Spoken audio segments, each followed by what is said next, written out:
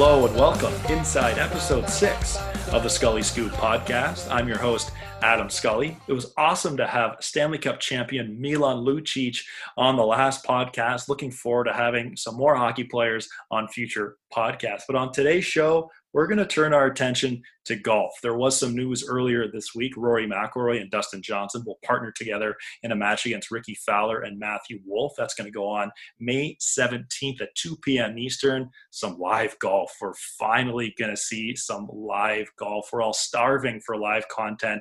We'll see that May 17th, 2 p.m. Eastern. Well, I mentioned we're turning our attention to golf in today's show. How do you rank a golf course? What are some of the courses on your bucket list? We're going to discuss that and much more with the folks from the Preferred Lie.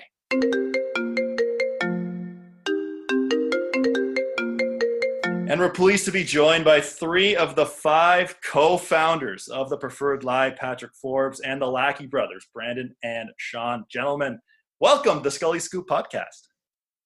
Thanks for hosting us. Yeah, thanks, Scully. Follow up the Lucic episode. You guys are following up Milan Lucic. I do have a lot of faith in you guys. A bit of a different topic, unless you guys want to talk about goalie fights or intermittent fasting or winning a Stanley Cup in 2011, which I don't think any of you guys did. I'm not 100% sure. I know, Pat, you have a great hockey background.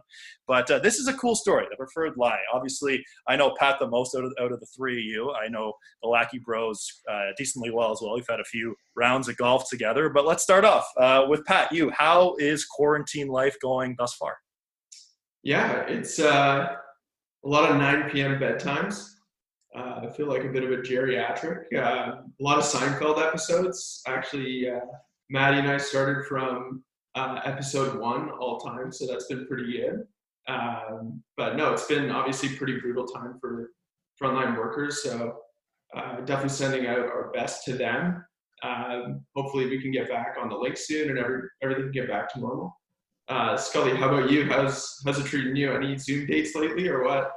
No Zoom dates lately. I've watched a lot of The Bachelor, Listen to Your Heart. We talked about that on the pod a little bit. It's been a lot better than I thought it was going to be. Too Hot to Handle as well. If you guys haven't seen Too Hot to Handle, you guys are missing out big time. This is The Bachelor and then some. Come on, Lackey brothers. You guys haven't seen Too Hot to Handle? No, I've been holding off. I've seen it. Oh, you have seen it? I've seen it. Yeah. Well, Brandon, at the end of the episode, we may have to have a debrief on Too Hot to Handle because I went Instagram Live last week and had an hour-long chat with a former guest on the show, Hound Dog Harrison, about it. And it was riveting. All the fans loved it. And now we're doing Instagram Lives every Friday. But alas, we are talking golf here. And PGA Tour golf season, they're optimistic about a June 11 start, which, who knows? Let's see what happens there. But there is quite an interesting revised schedule. Sean, let's start with you. What are your thoughts on this PGA Tour schedule? Yeah, it's interesting. There's not a lot of downtime for those guys. It's going to be interesting to see how everybody kind of pulls their schedule together with all the events they have planned. I'm really especially pumped for August. I think it's going to be really good. Just with the golf course lineup with the PGA at Harding Park, and then going to Sedgefield and TPC Boston and then Olympia Fields. That's a pretty good month. So I'm pretty excited for that. And, to have so many majors crammed together in a short period of time, plus the Ryder Cup, it's going to be a good payoff for all the waiting we've been doing. It's going to be epic. Brandon, what are your thoughts on it? I'm excited to see some of these golf courses in the fall, to be honest. It's going to be really cool, especially with Augusta being so late. Hopefully they still got some foliage on the trees down in Georgia that time of year, but it's going to be definitely an interesting look, something we haven't seen before. I'm excited. It's going to be good. It seems to be a theme through, COVID-19. It's something that we haven't seen before. And Pat, what are your thoughts on this revised schedule? I've had a few thoughts. So if somebody wins all 3 majors, is it a Grand Slam? Ooh, wow. If somebody, the 2020 Slam. Okay. I like that. No, I think somebody could get hot in early August, and you might see somebody win a couple majors this year. I think a lot of big golf tournaments in a very short period of time. So should be interesting. It's going to be fascinating to see, and knock on wood, if everything does happen and everything does progress, it's going to be pretty crazy. Another crazy thing that's at least going to start for the first 4 tournaments guaranteed, and likely throughout, I'd say, the majority of the season, not only in golf, but a lot of sports from coast to coast, no fans.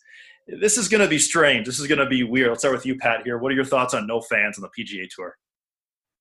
Yeah, no, it's definitely going to be weird. I haven't thought too much about it. I think it'll be like if you're a pro and you drain a bomb, are you throwing a fist pump for nobody? Like, definitely there'll be some interesting elements to see on TV. I'm not too sure what's going to come of it yet.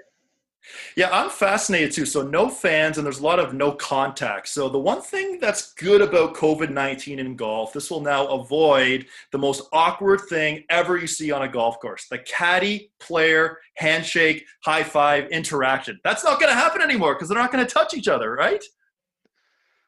Yeah, you're not going to see Patty Reed going like this to Rory McIlroy or any of this silencing. I'm hoping to keep it up. Yeah, definitely, for sure. Okay, Sean, what are your thoughts on the no fans?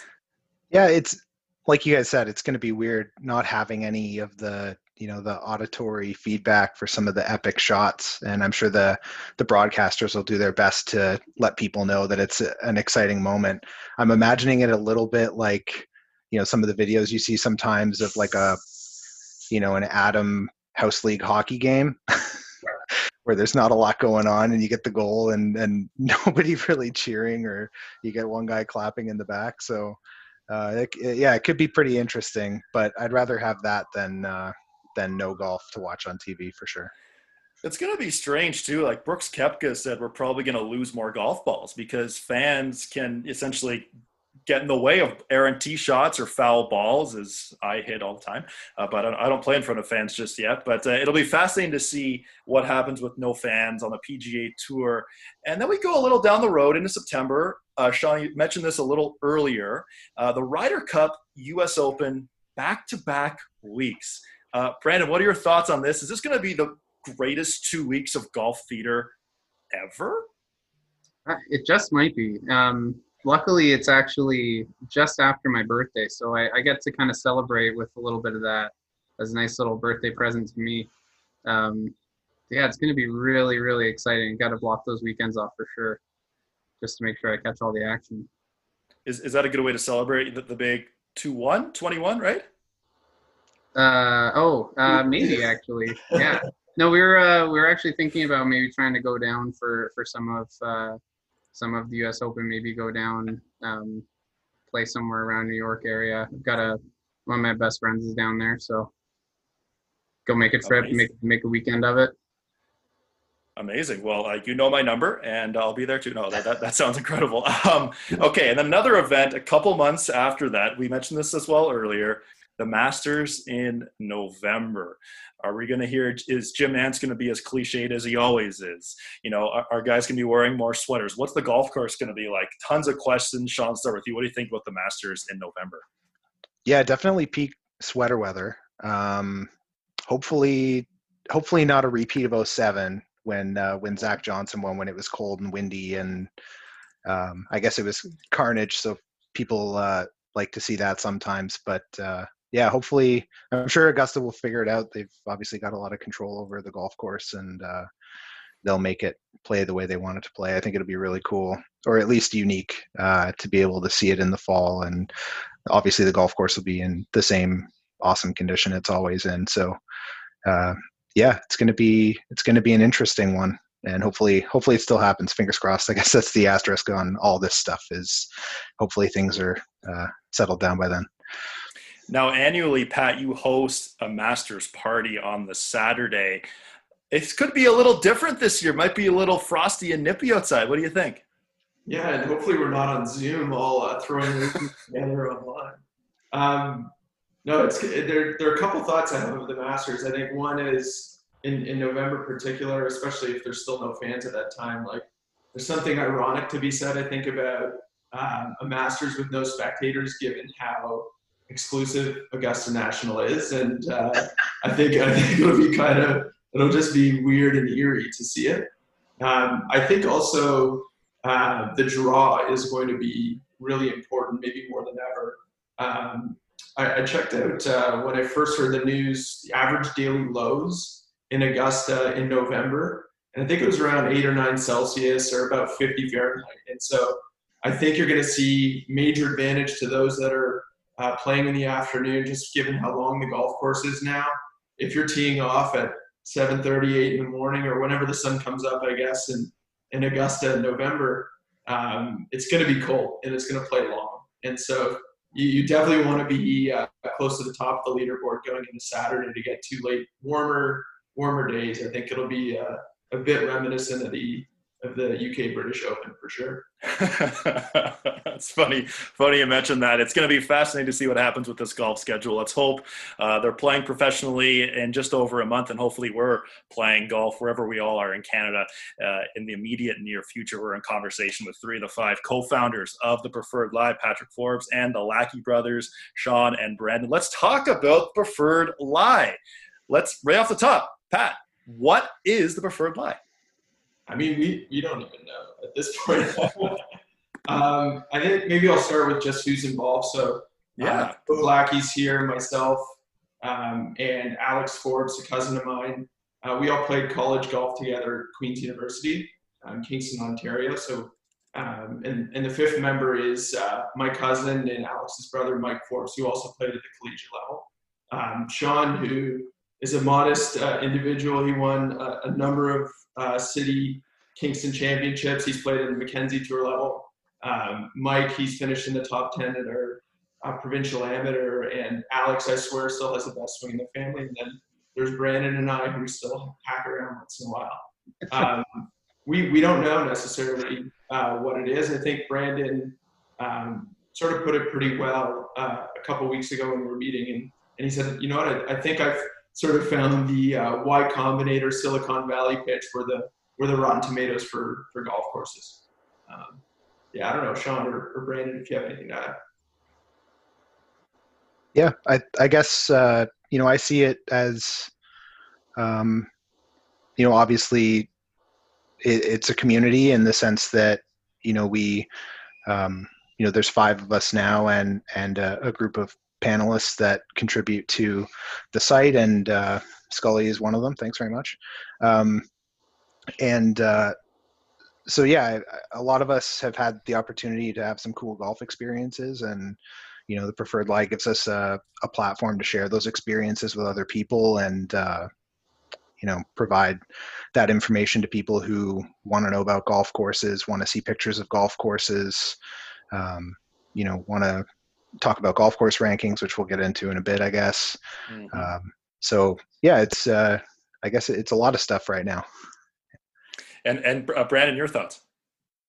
Yeah. I mean, one of the things is really trying to give a lot of useful information to the regular golfer out there trying to figure out where they're going to spend their hard-earned money to go spend 5 hours on a golf course behind a foursome that's playing way too slow.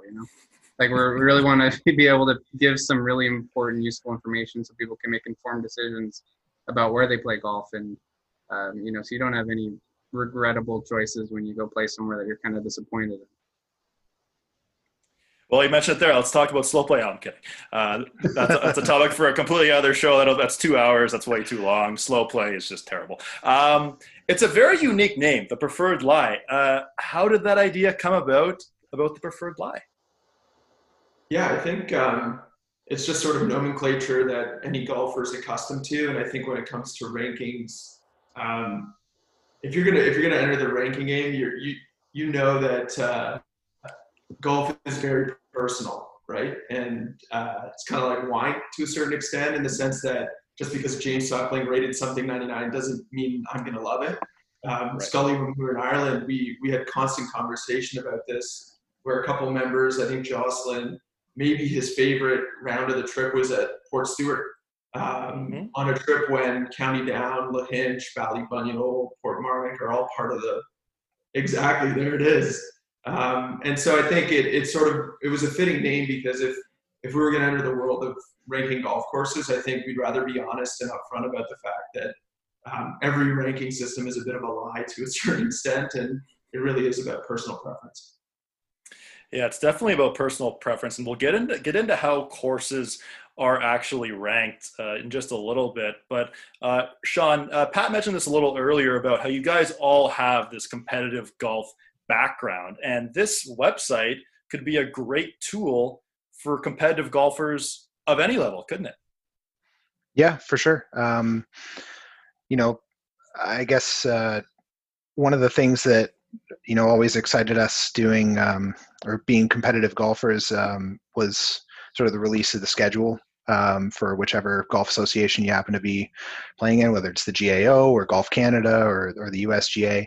And that always used to, whenever that schedule would be released, it was always an exciting moment, because we would get into, okay, where do you want to go? Especially for the USGA qualifiers, it can be a bit of a trip and maybe a bit of a destination. So we always found it challenging to do that research of whether it's you want to pick a golf course that suits your game the best, and so your research is driven towards that, or if you want to play at a site that is maybe a cool experience, a golf course you wouldn't have access to normally.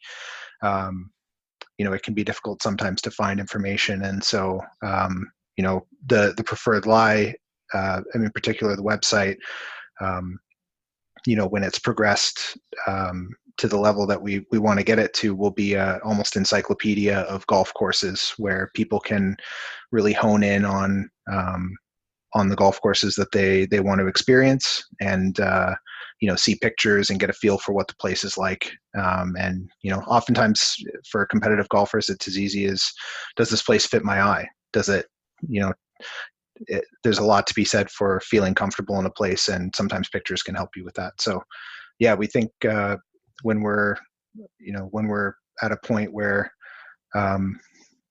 we've fully built out the website, it's going to be a pretty useful tool for people, especially competitive golfers, if they're looking for that information. That's interesting. I know the first time I went on the website a couple of weeks ago, it was eye opening. It was crazy. I learned a lot just on it, and so many great pictures. And Pat, you mentioned trip planning a little earlier, and this could be another great resource for if it's yourself going to Ireland, or if it's Bill in Alberta wanting to go to Scotland. This could be a great resource for finding some of the great courses in the world, and maybe some hidden gems as well, right? Yeah, I mean, we're not there yet. We only have a few hundred golf courses on our database. We know for it to be sort of significant for golfers globally, we need to get that up in the thousands. And so we're actively speaking to avid golfers around the world to get them to join our team of panelists. But absolutely, whether you're an Ontario resident and you're just crossing the border to Michigan, back when you could cross the border, and you want to find some of those sort of golf courses that don't appear on top 100 lists. When I think of Michigan, Harbor Shores, they've had the PGA Championship out a number of times, Senior PGA Championship, Lost Dunes, Shepherd's Hollow. These are courses that don't necessarily stand out on a world top 100 list, but are definitely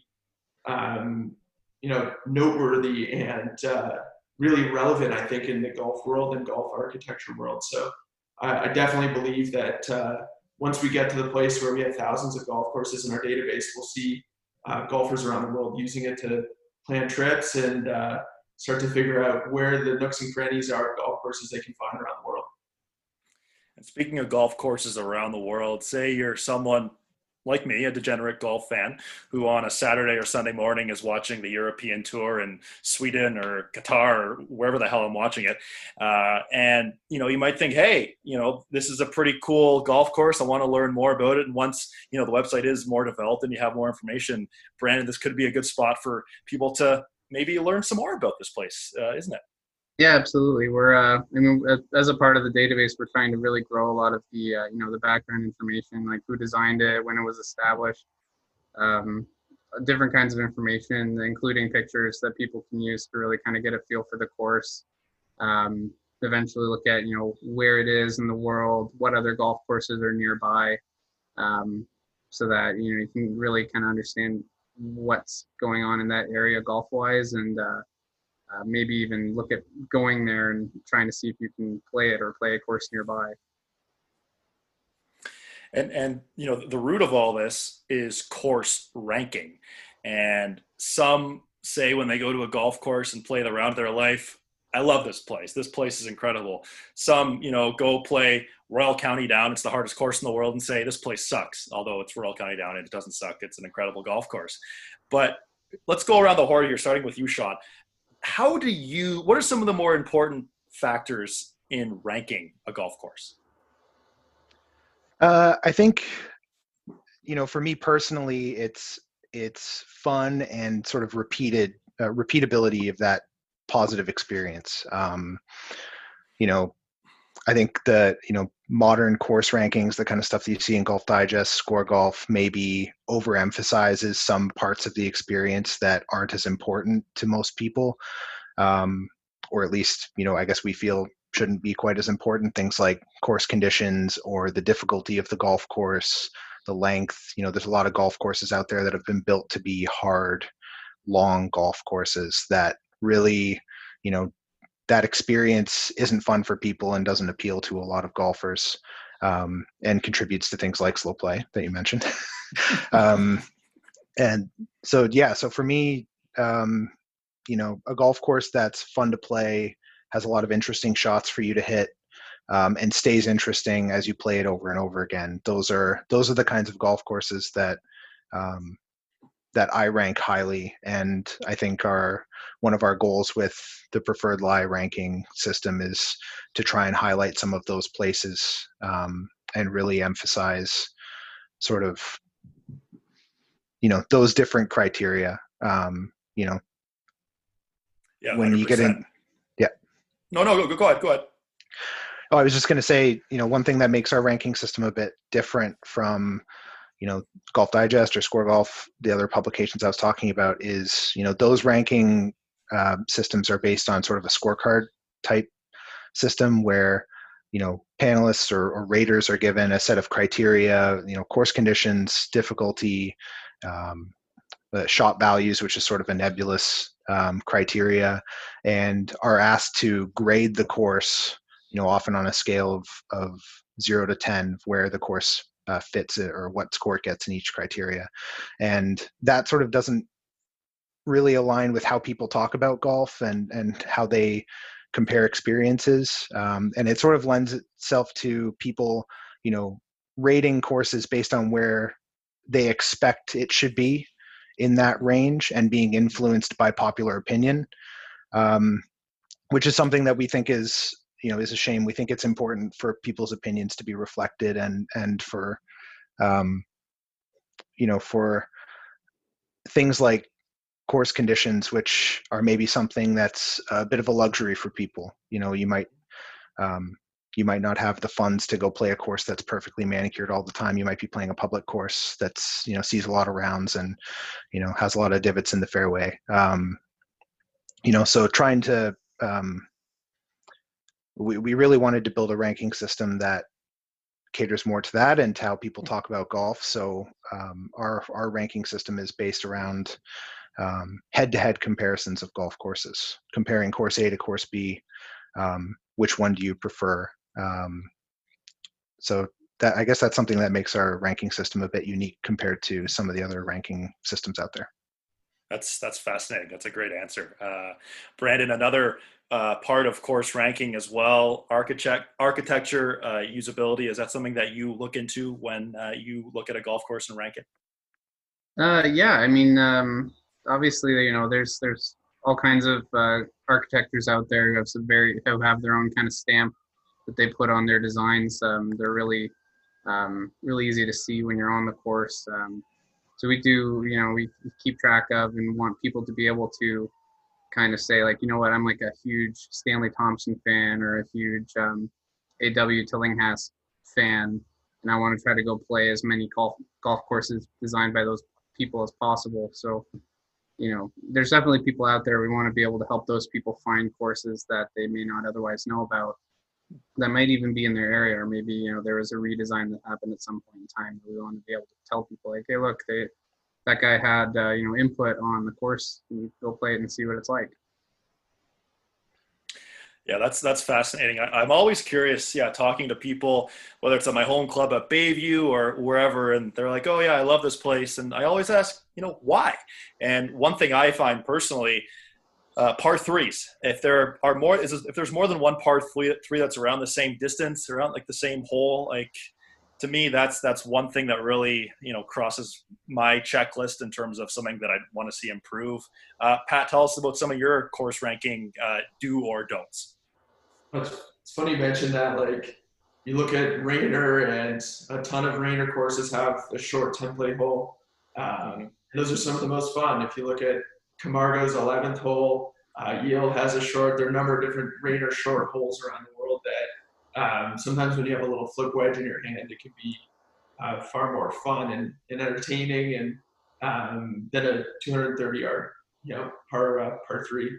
But I think to your point, the key on a golf course is to have variety. So you don't want 480-yard par threes on a golf course. Things I also think are important are green complexes.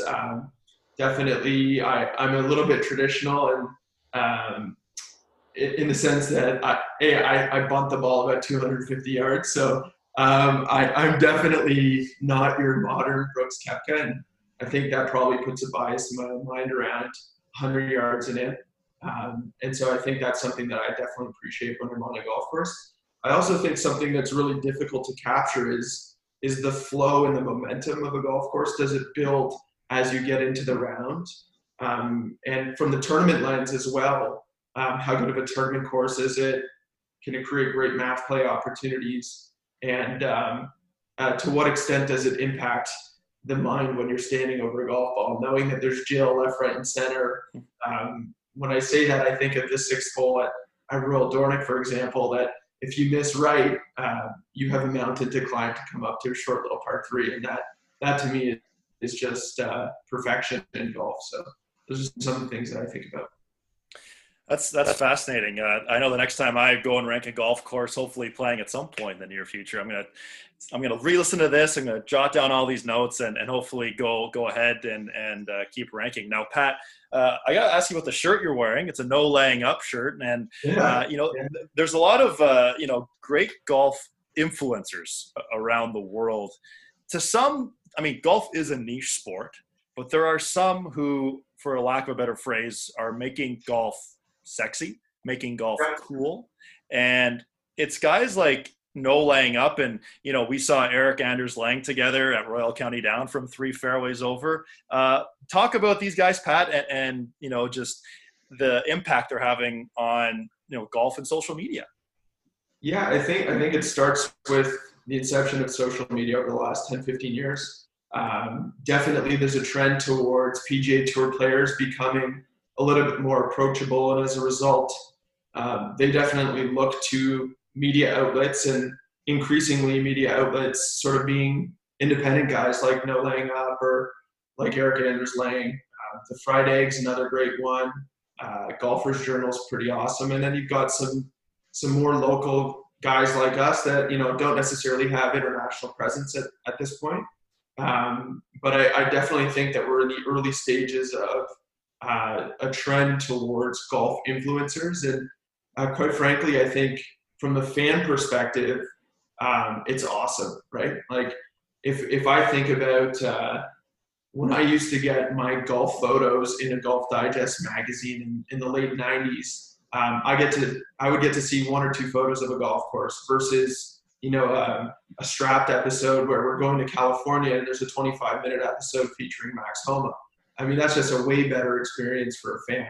So I think we're going to continue to see, not just in golf, but sort of you see spit and chicklets in hockey. I know you had Luch on recently, and in a number of different sports, obviously, we're seeing that trend. So you mentioned great pictures, and this isn't something that we talked about before the podcast. I'm currently on your Instagram account. You can follow you guys at Preferred Lie. 3,600 followers thus far. There's some great videos coming out here too. Brandon, let's start with you. What are your thoughts on these videos? Is it, for lack of a better term, golf porn almost, these aerial shots of these great golf courses? Yeah, it's kind of turning out that way. The whole drone footage venture has become I think a bit of a pleasant surprise for us, and just how easy it is to kind of capture the atmosphere of a course just by flying a camera over it. A lot of times, people are used to just seeing golf courses from, TV towers on TV during PGA events, or their, head height photos taken from cell phones. And now with, thanks to the advent of drone technology being so accessible and so portable, we're able to kind of get some really, fantastic footage of golf courses and be able to share it with people who just go nuts about golf like us. It's been a really fun time. We're really excited about kind of where that's going in the future. You mentioned where things are going in the future, and Sean, you actually teased this a little earlier. If you could give us a bit of a teaser here, you mentioned course ranking head to head. You guys have a little project going on. I won't go too in-depth into it, but tell us about this little project you got going on about rounds and head to head. Yeah, sure. So we're, one of the big things that we're excited to offer to people is, a TPL course ranking. And I guess something that's like we had mentioned before, using sort of different data to build those rankings, things like head-to-head comparisons of golf courses, asking people to compare golf courses to one another instead of scoring on a scale, like a scorecard type ranking. That's a big component of it. So we're really excited about that and building out our rankings using that data. And the other thing that we're excited to offer is the opportunity for people to really customize their ranking experience. So like Pat was alluding to before, the top 100 lists are really great and they're good aspirational things. And, it's obviously really cool to see what people consider to be the best golf courses in the world or in the country. But, on a day-to-day basis, it's not really something that's accessible to people. And, they might, maybe you want to find a really great golf experience that doesn't cost you $300. So, or it's, located in a city where you're going to take a trip, or it's near your hometown, things like that. So we're really excited to build out, flexibility in the data for people to be able to, customize filters by location or architect or green fees for people to be able to identify what, the preferred lie thinks are really great golf experiences that meet their criteria. So we're really excited for that. And obviously it's a work in progress and something that we're building progressively, but we hope that, when it's complete or when it's more mature, it'll be the most useful tool available for that sort of thing for people. I couldn't agree more. Having taken part in it, it's you want to play a golf course repeatedly day after day, and this is just a great exercise to do. I'm looking forward to seeing the full version, and I'm sure our listeners and viewers on YouTube as well will look forward to as well. So on this website, it's not golf courses in Toronto, in the States, in Michigan. It's all over the world. So that means there's going to have to be some golf travel planning. Now, going to you here, Pat. So you planned what we call the trip of a lifetime last July to the 2019 Open Championship, which we got to go and see in person and see Shane Lowry win on home soil. I'm getting goosebumps thinking about it right now. Pat, if you could have some advice planning a golf trip of this magnitude, what would that be? Pick a year where Zach Johnson doesn't win the Open to go. Definitely our second time around. It was, I would say, and we were sort of, I guess, screwed over a little bit by the high winds in 2015 when we went to the old course. No, but in all seriousness, I'd say keep your group involved. Ask them lots of questions. Know your audience. I'd say one thing I learned from planning our trip this year is that we try to do maybe a little bit too much. I think, it was 11 rounds in 10 days or something like that. Something crazy, yeah. And I mean, for those who have been to Ireland or Northern Ireland, we started flying into Dublin. We went up to Newcastle for County Down, back to Dublin for Portmarnock, the Island Club, down to Euro Club. Then we went over to Tralee, and then we stopped at Lahinch and then went up to Portrush. I mean, it was just too much travel. So know your audience and dig deep. I think some of the best parts of these trips are when you find some of the hidden gems. For the three of us, when the Lackeys and I went to the Open at St. Andrews in 2015, some of my favorite rounds were at Kilspindie and North Berwick, and Crail was amazing. So you'll definitely the dollar goes a long way, and you'll be plenty surprised when there are no expectations. And I would say similarly, don't get your expectations too high for courses like County Down or Muirfield or Dornoch. I mean, they're amazing and they're world class, but the expectations can be pretty high when you're in the top 10 in the world in terms of some of the golf course rankings. It's one of my biggest regrets in my life, saying no to that trip in 2015. I'll wake up in the middle of the night thinking, what on earth was I thinking? But I don't know. Scotland will still be there. Hopefully I get to go at some point soon. But Pat, you mentioned some parts about golf in Ireland, Scotland, overseas. The golf is just a little different to some. It's not your typical fairway green, bunker, etc. For one thing, for example, blind tee shots. Pat, we encountered this a few times, specifically at Royal, County Down, and Lahinch. What are your thoughts on that? Yeah, and it's not, I mean, the difference isn't just limited to blind shots. It's how firm the golf courses are, how low you need to play it in the conditions. Wind, obviously, in the game of golf is probably the biggest factor. And that could not be more true when you're in the UK. Blind shots, I'm a fan of. I mean, if you think of County Down, so let's take the 11th hole, for example. Yeah. It's a great tee shot, great approach shot. You look at Lahinch, was it 4 and 5, the Dell hole? 5. I mean, you can't beat that. I mean, you were shooting maybe the round of your life when we played it, so that might have a bit of a bias in my head. But no, I'm a big fan of blind tee shots, and it's just a part of the game, and it adds to sort of the intricacy or the surprise, I guess, of the golf course. And before we get into blind second shots, you mentioned one thing there, and that's the conditions. So we played Lahinch 2 weeks after the Irish Open was there. And when the Irish Open was there, it was sunny, there was no wind. John Rahm was 20 under plus, I believe, over 4 days. When we played, it was 11 degrees, 10 degrees Celsius. It was raining hard. It was a 3 to 4 club breeze. So for example, that blind stretch, 4 and 5, 4 is the par 5, around 500 yards, I want to say, downwind. I hit 5 iron, 7 iron, just in front of the green. The next hole is the blind par 3, 145 yards. I hit 5 iron. So it just goes to show you that conditions can really change in Ireland, Scotland, overseas. And then we get into blind second shots. And there's some holes here that I've never played personally, but Sean, what are your thoughts on some of these blind second shots? Yeah, I think, like Pat said, especially for people who are maybe playing a golf course one time, they know it's probably going to be their only time playing that golf course, or they know they don't have access to it.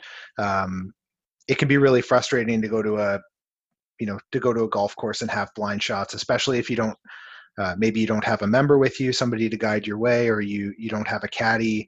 I understand why people are frustrated by blind shots. It can be, it can be challenging in that way. But for me, blind shots and, especially blind approach shots where you don't get to see the green at all or only partially, really adds to the excitement of a golf course.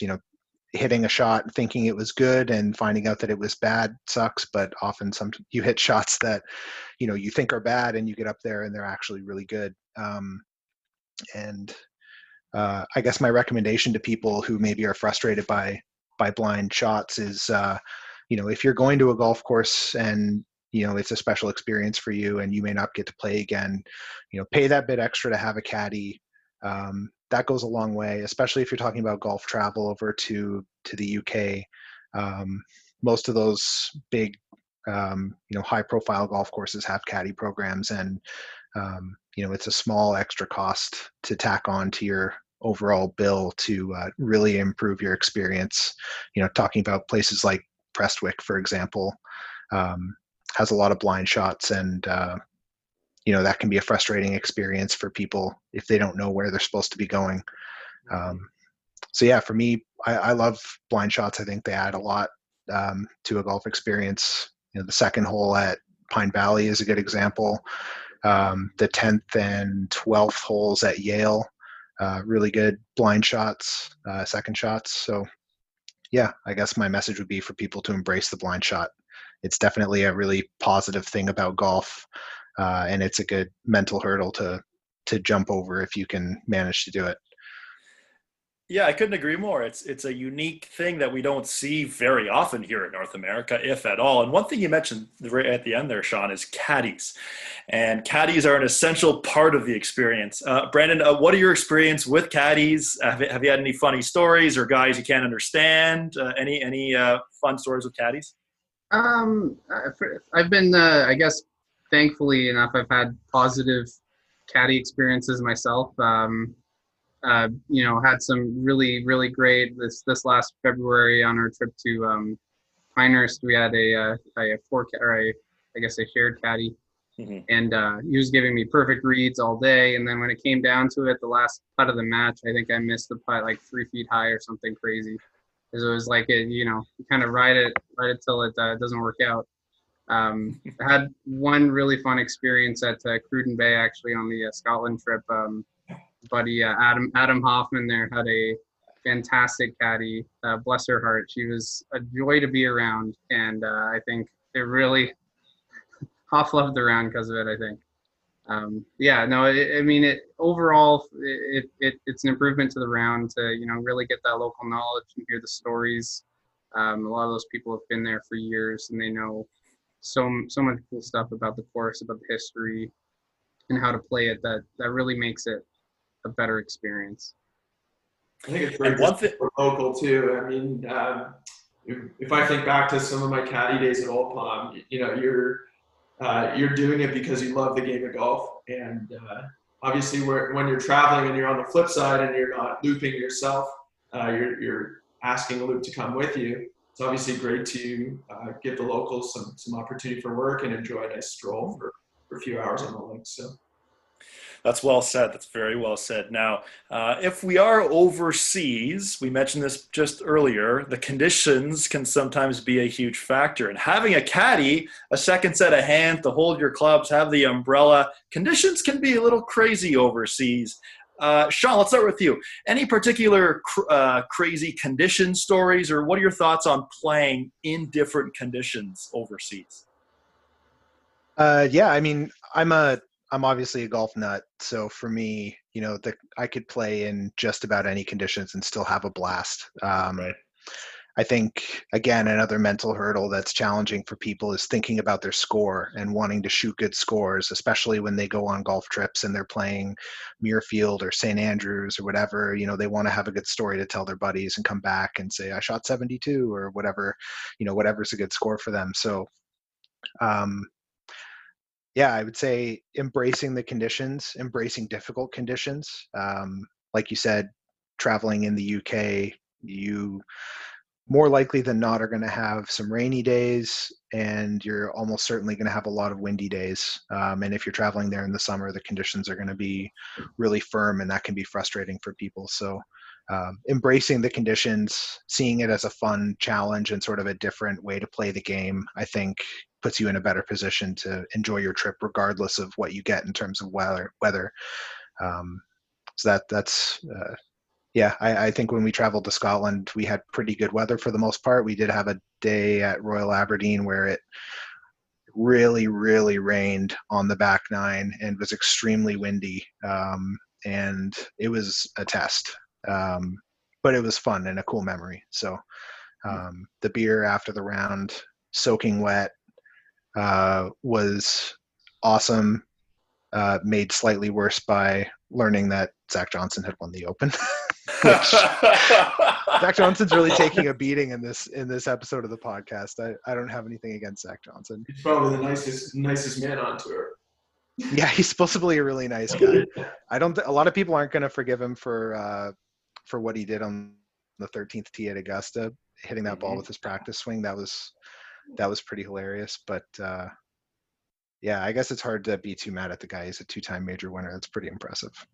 You know, it's funny you mentioned Zach Johnson. I'm pleased to announce my next guest on the podcast is Zach Johnson. I'm kidding. No, it's Zach Johnson is not joining me on the podcast. I've shown him all the footage from last week's podcast.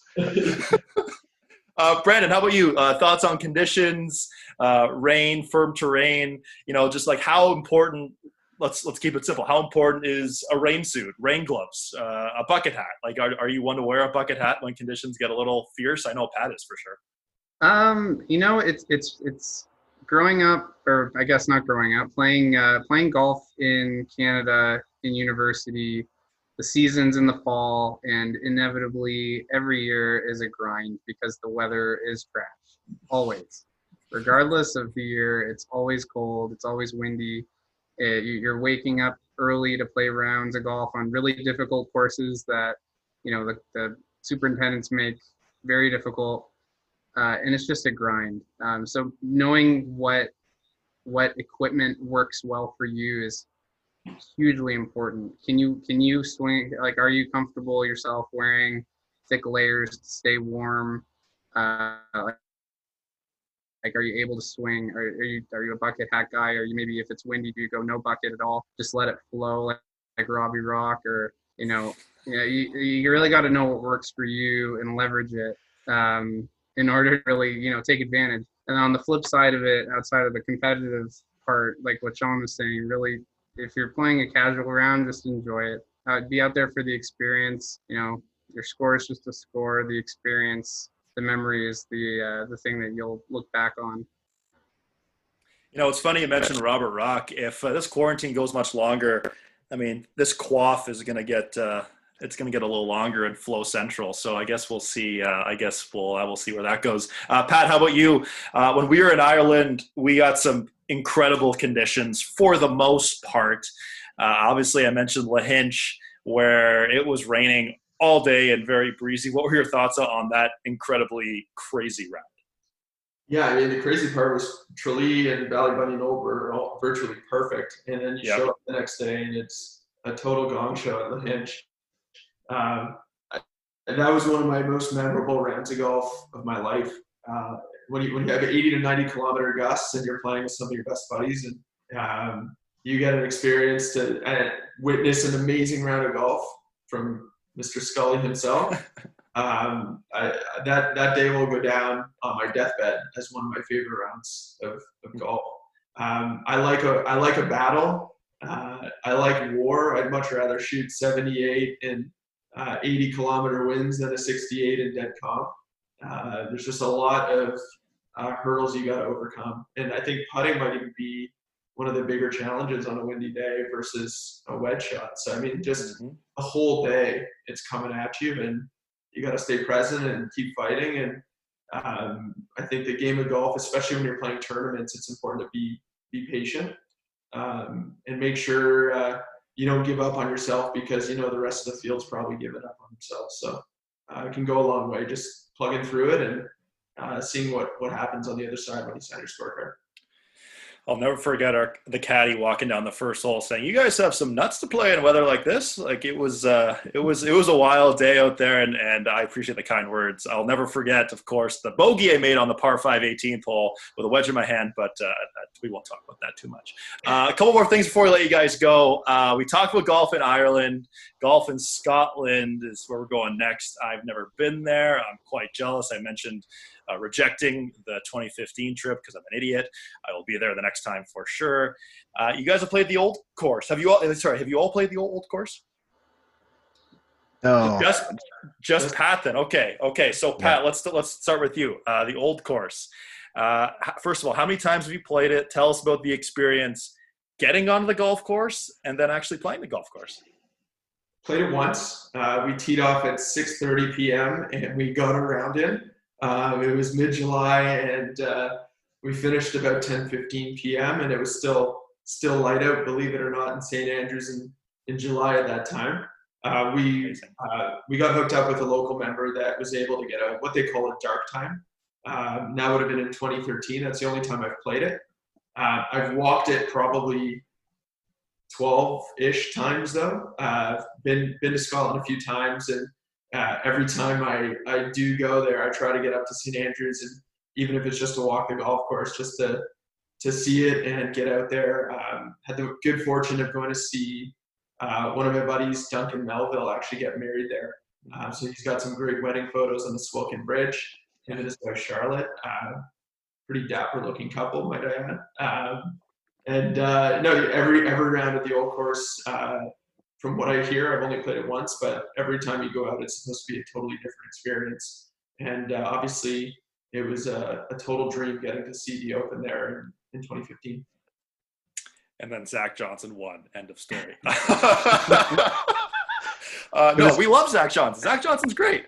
To be fair, it was extra sour because it was the year of the Spieth, and we all wanted him to take that third major so that we could have an exciting Grand Slam PGA. So it's not a knock against Zach necessarily, but he might have been third on my list of 3 people that I wanted to win the playoff.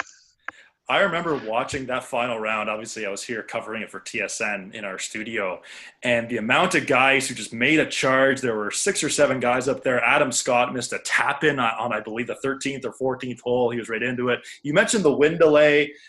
Covering it here at TSN, obviously with the time change, it's 2:00 in the morning. I go into work and there's an 11-hour wind delay. So trying to stay awake through that was a bit of a challenge, but I obviously wasn't there for the wind delay. It looked pretty crazy. Brandon, let's go to you. Scottish golf. Is there a favorite golf course? Is there a most memorable experience in Scotland? Well, that's a tough one. I have a top 3. I don't know.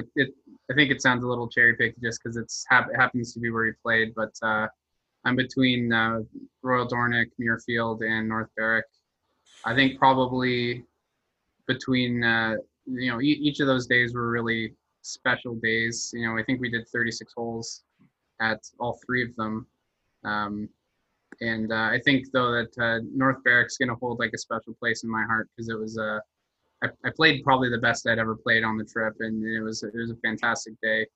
I don't know. It's hard to split between those ones, but it's also a fun topic of conversation. Like, how do you split hairs on such special experiences like that, and decide like what's a better course? Like they're all different, but really special days. Yeah, I was going to say those 3 courses you named, it was like, whoa, major name drop, but that's incredible. Brandon, one thing you mentioned there, I want to follow up. Playing 36 holes at some of these great golf courses. You might go the first time around, you might be a little hungover from the night before, you might have the case of the shanks like I did at Port Marnock, or you just might, maybe have a bad caddy or just weren't embracing the experience. But how valuable is it to get a second round in at the same course when you know it a little better and you're more used to the experience? It's super important, especially if you don't have a caddy. A lot of those courses, you don't have a ton of frame of reference a lot of the time. There are definitely some hidden features, bunkers that just come out of nowhere. You've got some, really well placed burns that just will swallow a ball if you hit the wrong club. So it's really, it makes the second time around kind of like a victory lap. You just really get to, like, I'm not going to hit that club again because that was a disaster, so you really figure it out, and makes it a lot more fun the second time for sure. Well, when Pat and I played Royal County Down 36 holes together this past July, we had some swing juice on the backside. We had some Guinness on the back 9. We saw Eric Anders Lang, as I mentioned. Pretty crazy for sure. Okay, Sean, to you. Scottish golf, favorite experience, favorite golf course, favorite 2 or 3 golf courses? What do you think? Yeah, my list is pretty similar to Brandon. Obviously, Royal Dornoch's one of the best golf courses in the world. I could play that golf course every day till I die, I think, if given the opportunity. And it's a bit out of the way, but I think that adds to the experience, being up sort of in the Highlands away from, East Lothian or St. Andrews, where there's a lot of hustle and bustle. A lot of people don't make their way all the way up to Royal Dornoch. So that's definitely worthwhile if you're planning a Scotland golf trip to go up to Royal Dornoch. And then also up there, which is really awesome experience, is Brora. Brora is probably 15 minutes north of Royal Dornoch, something like that, up the coast. And it's a really cool golf experience. I know they're going through hard times right now, not being able to have people out at the golf course. So if you can check out Brora's website, they have some cool things going on to help support the course. So check that out. But yeah, it's really unique. It's an amazing piece of property. It's got all of the sort of rolling linksland feel of other Scottish golf courses, but at a fraction of the price. Much easier to get on with less planning than places like Royal Dornoch and North Berwick and Muirfield.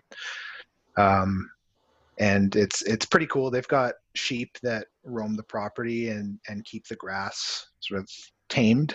So that's pretty unique. And they've got electric fences around the greens to keep the sheep off the greens, which is pretty cool. And the setting it's hard to describe the setting because especially when you talk about some of the coastal golf courses in Scotland, it can sound like you're describing the same place every time, but it's really, truly an amazing place to play golf. So that, I think that, that part of the trip was my favorite. I think it's really special places, both of them. Just talking about all these great golf courses and experience. I just want to go play golf right now. I know it's almost 10 o'clock here in Toronto. I just want to go outside and swing a golf club, do something. Boys, I'm taking a lot of your time. Before we go, we got to talk bucket list courses. Now, obviously, Augusta National is very likely on all of our bucket lists. None of us have played Augusta just yet. Hopefully, you never know, down the road, who knows. But let's go bucket list other than Augusta. Brandon, let's start with you. Bucket list course. What do you got? I'm gonna try to keep my mind in the realm of like it's possible I could go there, but I'm not high likelihood of going to play Cypress or anything. But like accessibility wise, I'd love to go out and play like Bethpage Black. It's not too far from where I'm at. I've heard really good things, obviously. There's some Michigan courses. I've heard Arcadia Bluffs is amazing. Yeah. Cool. Sean? Yeah, I'm going to do the same thing. Could name a list of really exclusive, awesome golf courses. But, in terms of ones that I can make happen, I think the Old Course is probably at the top of my list. Having been there during the Open and seen it and sort of felt the, what it's like to be there, it's definitely high on my list. And then, a little closer to home, I think Bandon is pretty high on my list to go experience the 5 or maybe 6 now courses at Bandon. I guess for me, the immersiveness of that experience is a big part of the appeal. So I guess those two are kind of at the top of my list right now. Amazing. Okay, Pat, I'm really curious where you're going with this. I know you the best out of any of the 4 of us in terms of our relationship, but where are you going with this bucket list course? What do you got? I don't know. I can't. It's too hard, right? I think of it in terms of countries, right? Like Australia, it's obviously ridiculous golf. We just had the luxury of watching President's Cup at Royal Melbourne not too long ago. I mean, it doesn't seem too long ago. I guess it's almost 6 months now. Yeah, crazy. Japan has some awesome golf from what I hear. Hirono. I had a trip to Brazil planned. Somehow Stanley Thompson made his way to Brazil in the 1940s and built a few golf courses. Was supposed to go there a month ago. So, it's an impossible question to answer, unfortunately. If I did have to choose one of the exclusive ones, I'd probably say Shinnecock or Cypress, obviously. That's fascinating. For me at Pebble Beach, there could be something in the works. I'm not going to get into it too much. I'll put a little teaser out there for those listening in. So, and you might reveal it. I'm not going to reveal anything just yet. Well, boys, before I let you go, social media, that's obviously a huge thing. Pat, where can we find Preferred Lie on social media, website sort of thing? Yeah, I'd start just with preferredlie.com. If you're like me, maybe you haven't spelled preferred in a while. It's 2 R's in Preferred Lie. Preferred Lie is our handle on Instagram. Our YouTube channel is The Preferred Lie. We're pretty excited about first season of Major Detour we've just released. The whole concept around Major Detour was leading up to various majors. Let's put a couple pieces of highlights on some courses in the surrounding area before the big tournament. And so we've obviously got the first major of the season, Harding Park, coming up in August. So stay tuned for that. And then on Twitter, I don't know if I mentioned it, but just at the Preferred Lie on Twitter. That's awesome. I know all of our listeners and viewers on YouTube will be going and following you guys on all social accounts. Well, gents, this has been a blast. We're just scratching the surface. I feel like we could do this for another couple hours. I'm sure we'll have you guys on. Maybe again in the winter, we'll talk about looking ahead to 2021 and what a strange year 2020 was. And we'll recap when Zach Johnson wins the 2020 Master. No, I'm kidding. Guys, thanks so much for joining us today, and stay safe, and we'll talk to you all very soon. Thanks, Scully. Thanks, Scully. Thanks for having us. Some more info on Preferred Lie, one track at a time. Their mission is to provide golf enthusiasts with the richest and most user-friendly digital access to golf courses around the world. We are the Preferred Lie. This has been a fun podcast, episode 6 of the Scully Scoop podcast. We'll see you next time, right here on Scully Scoop.